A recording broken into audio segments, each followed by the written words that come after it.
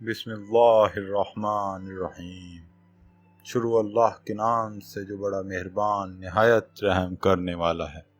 کمیل رضی اللہ عنہ ایک شخص ہیں، کہتے ہیں کہ میں حضرت علی اکرم اللہ جلہ کے ساتھ ایک مرتبہ جا رہا تھا کہ وہ جنگل میں پہنچے، پھر ایک مقبرہ کی طرف متوجہ ہوئے اور فرمایا، اے مقبرہ والو، اے بوسیدگی والو، اے وحشت اور تنہائی والو، کیا خبر ہے، کیا حال ہے؟ پھر ارشاد فرمایا کہ ہماری خبر تو یہ ہے کہ تمہارے بعد اموال تقسیم ہو گئے، اولادیں یتیم ہو گئیں، بیویوں نے دوسرے خاوند کر لیے، یہ تو ہماری خبر ہے، کچھ اپنی تو کہو۔ اس کے بعد میری طرف متوجہ ہو کر فرمایا، کمیل، اگر ان لوگوں کو بولنے کی اجازت ہوتی اور یہ بول سکتے تو یہ لوگ جواب میں کہتے کہ بہترین توشہ تقویٰ ہے۔ یہ فرمایا اور پھر رونے لگے اور فرمایا، اے کمیل، قبر عمل کا صندوق ہے اور موت کے وقت بات معلوم ہو جاتی ہے، یعنی آدمی جو کچھ اچھا یا برا کام کرتا ہے وہ اس کی قبر میں محفوظ رہتا ہے، جیسا کہ صندوق میں۔ متعدد احادیث میں یہ مضمون وارد ہوا ہے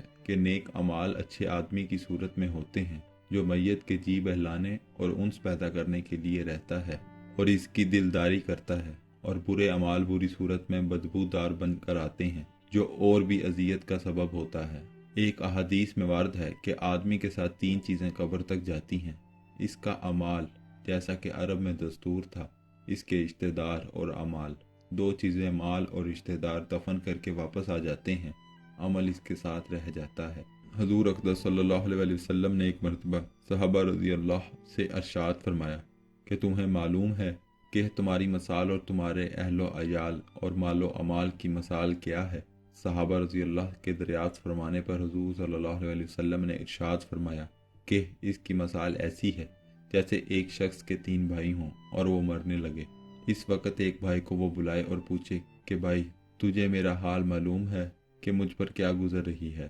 اس وقت تو میری کیا مدد کرے گا؟ وہ جواب دیتا ہے کہ تیری تیمارداری کروں گا، علاج کروں گا، ہر قسم کی خدمت کروں گا، اور جب تو مر جائے گا تو نہلاؤں گا، کفن پہناؤں گا اور کندھے پر اٹھا کر لے جاؤں گا، اور دفن کے بعد تیرا ذکر خیر کروں گا۔ حضور صلی اللہ علیہ وسلم نے فرمایا، یہ بھائی تو اہل و عیال ہیں۔ پھر وہ دوسرے بھائی سے یہی سوال کرتا ہے اور وہ کہتا ہے کہ میرا تیرا واسطہ زندگی کا ہے، جب تو مر جاوے گا تو میں دوسری جگہ چلا جاؤں گا، یہ بھائی مال ہے۔ پھر وہ تیسرے بھائی کو بلا کر پوچھتا ہے، وہ کہتا ہے کہ میں قبر میں تیرا ساتھی ہوں، وحشت کی جگہ تیرا دل بہلانے والا ہوں، جب تیرا حساب کتاب ہونے لگے تو نیکیوں کے پلڑے میں بیٹھ کر اس کو جھکاؤں گا، یہ بھائی عمل ہے۔ حضور صلی اللہ علیہ وسلم نے فرمایا، اب بتلاؤ کون سا بھائی کارآمد ہوا؟ صحابہ رضی اللہ نے عرض کیا، یا رسول اللہ، یہی بھائی کارآمد ہے، پہلے دونوں تو بے فائدہ ہی رہے۔ ایسی ویڈیوز دیکھنے کے لیے ہمارے چینل کو سبسکرائب کریں اور بیل آئیکن کو پریس کریں